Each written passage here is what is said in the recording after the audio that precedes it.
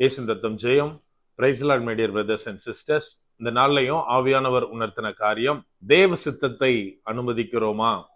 ஆவியானவர் உணர்த்தின வசனம் யோவான் எழுதின சுவிசேஷம் அதிகாரம் 18 வசனம் 10. அப்பொழுது சீமோன் பேதுரு தன்னிடத்தில் இருந்த பட்டயத்தை உருவி பிரதான ஆசாரியனுடைய வேலைக்காரனை வலது காதர வெட்டினான். அந்த வேலைக்காரனுக்கு மல்குஸ் என்று பெயர். Then Simon Peter, having a sword, drew it and smote the high priest's servant and cut off his right ear. The servant's name was Malchus. John chapter 18 verse 10. என கண்மானவர்களே, இந்த இடத்திலே என்ன வாசிக்கிறோம் அப்படின்னா, சீமோன் பேதுரு இயேசுவை பிடிக்க வந்தவர்களுடைய இருந்த பிரதான ஆசாரியனுடைய வேலைக்காரனுடைய வலது காத துண்டா வெட்டிட்டாரு. அந்த வேலைக்காரனுடைய பேர் மல்குஸ் என்று நம்ம வாசிக்கிறோம். நாம் இந்த நாட்களில் தேவ சித்தத்தை நம்முடைய வாழ்க்கையில் அனுமதிக்கிறோமா? நம்ம கொஞ்சம் யோசித்து பார்க்கணும். என கண்மானவர்களே, இந்த இடத்திலே பேதுருவை குறித்து பார்க்கிறோம். பேதுரு யாரு அப்படின்னா, இயேசு கிறிஸ்துவுடனே ஊழியம் செய்த, இயேசு கிறிஸ்துவை எல்லாவற்றையும் விட்டு பின்பற்றின ஒரு சீசன். இவர் என்ன பண்றாரு அப்படின்னா, இயேசு கிறிஸ்து கூட ஊழியத்துல இருக்கிறாரு. அவர் செய்த அற்புதம், அடையாளம் எல்லாவற்றையும் பார்க்கிறார்.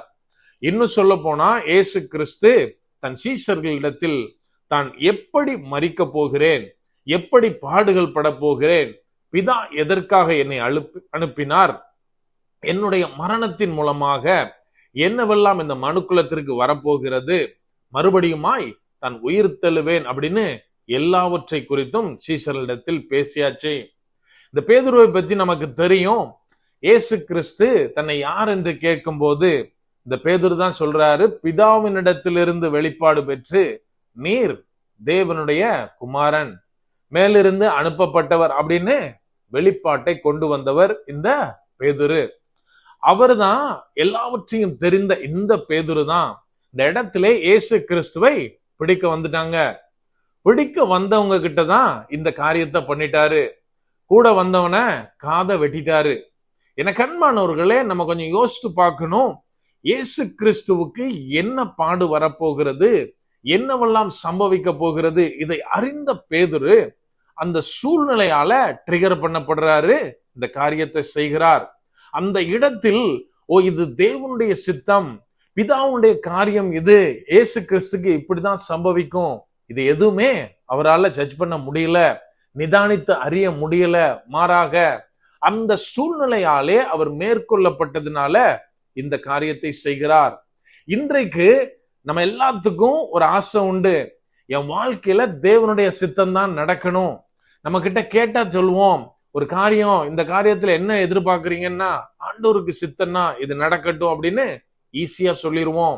ஆனால் என கண்மானவர்களே, தேவனுடைய சித்தம் நம்மளுடைய வாழ்க்கையில நடக்குது அப்படின்னா நம்மளுக்கு அது ஒரு கடினமான பாத்தா இருக்கும்.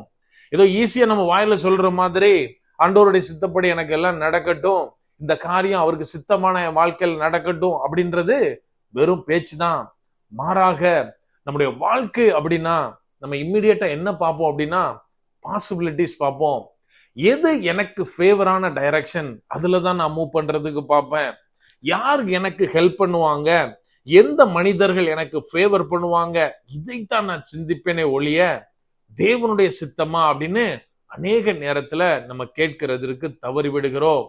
என கண்மானவர்களே, நம்ம வாழ்க்கையில ஒரு சின்ன பிரச்சனை வருது, ஒரு போராட்டம் வருது அப்படின்னா அந்த நேரத்துல நமக்கு தேவன் தந்த அநேக வாக்கு தத்தங்கள் மறந்து போய் விடுகிறது. தேவன் எதற்காக என்னை அழைத்திருக்கிறார், எந்த ஊழியம் எந்த இடத்திலே செய்ய என்னை தேவன் தெரிந்தெடுத்திருக்கிறார், அவர் காண்பிக்கிற வழியில் நான் போயிட்டு இருக்கேன். இப்போ ஒரு பிரச்சனை அப்படின்னா அநேக நேரத்தில் நம்முடைய டைரக்ஷன் மாறிடுது. என கண்மானவர்களே, நம்ம தேவனுடைய டைரக்ஷன் இல்லாம, தேவனுடைய சித்தம் இல்லாம எந்த காரியம் செஞ்சாலும் சக்சஸ்ஃபுல்லா பினிஷ் பண்ண முடியாது. ஒருவேளை நான் தேவ சித்தத்துக்கு மாறா நடக்கிறப்போ ஆரம்பத்துல எனக்கு அது சக்சஸ்ஃபுல்லா தெரியலாம், ஆரம்பத்துல அநேக ஃப்ரூட்ஸை நான் பார்க்கலாம், நிறைய ஃபேவரான காரியங்கள் என் வாழ்க்கையில சம்பவிக்கலாம். ஆனால் அது எதுவும் நிரந்தரம் கிடையாது. எல்லாமே என்னைய கம்ப்ளீட், அந்த ரேஸை கம்ப்ளீட் பண்ண வைக்க முடியாது. ஏன்னா அது தேவனுடைய சித்தம் கிடையாது. எனக்கு அன்பானவர்களே, நம்ம என்ன பண்ணணும் அப்படின்னா, முதலாவது காரியம் தேவனுடைய சித்தத்தை முழுவதுமாக அறிந்து கொள்வது, ஆவியானவரிடத்தில் கேட்டு ஒவ்வொன்றையும் பெற்றுக்கொள்வது. அடுத்ததாக அந்த தேவனுடைய சித்தத்திற்கு முழுவதுமாக நம்மை கமிட் பண்ணணும். நம்ம கமிட் பண்ணதுக்கு அப்புறம், அதாவது வசனம் சொல்கிற மாதிரி கலப்பையில் கை வைத்தவன் திரும்பி பார்க்க கூடாது. ஆனா இன்னைக்கு ஒரு பிரச்சனையான விஷயம் என்ன அப்படின்னா, முக்கியமா அநேக ஊழியக்காரர்கள் ஊழியத்துக்கு வருவாங்க. ஆண்டவர் அநேக வாக்கு தத்தங்களால் நடத்தி கொண்டு வருவார். தேவன்கிட்ட ஒவ்வொன்றும் ஆலோசனை கேட்டு போயிட்டு இருக்கும். அந்த பாத்துல ஒரு தடங்கள் வருது, ஒரு பிரச்சனை வருது, ஊழியத்துல ஒரு போராட்டம் வருதுன்னா இன்னைக்கு அநேகர் வழி விலகி போகிறதை நான் பார்க்க முடியும். எனக்கு அன்பானவர்களே, நம்ம எப்போ தேவனுடைய சித்தப்படி நடக்க ஆரம்பிக்கிறோமோ அப்போது கண்டிப்பா பிரச்சனைகள் வரும், போராட்டங்கள் வரும், நம்மை சுற்றி இருக்கிறவர்கள் எல்லாரும் நிந்திக்கிற மாதிரி சூழ்நிலை வரும்.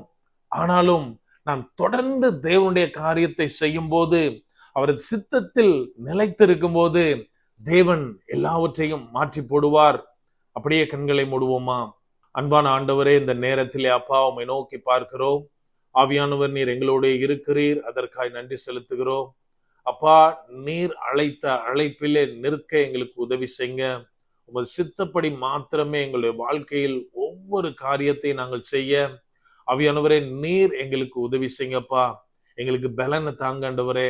அநேக நேரத்துல மற்றவர்களால நாங்கள் இகழப்படலாம், சில நேரத்துல தள்ளப்படலாம் தகப்பனே. இந்த மாதிரியான சூழ்நிலையை நாங்கள் மேற்கொள்ள ஆவியானவரே நீர் எங்களுக்கு உதவி செய்யுங்க. வாழ்க்கையின் எந்த சூழ்நிலையிலும் எங்களுடைய மாம்சம் வெளியில் வராமல் ஆவியானவரே நீர் எங்களை வேலி அடைத்து பாதுகாத்து கொள்ளுங்க. நாங்கள் என்ன காரியத்தை செய்தாலும் தேவன் காண்பிக்கிற வழியில தேவ சித்தப்படி மாத்திரமே நடக்க நீர் எங்களுக்கு உதவி செய்யுங்க. முற்றிலுமா எங்களை தாழ்த்தி ஒப்பு கொடுக்கிறோம். பலப்படுத்தி ஆசீர்வதிங்க. மீட்பர் இயேசுவின் மூலம் ஜெபிக்கிறோம். ஜெபம் கேளும் எங்கள் நல்ல பிதாவே. ஆமென். God bless.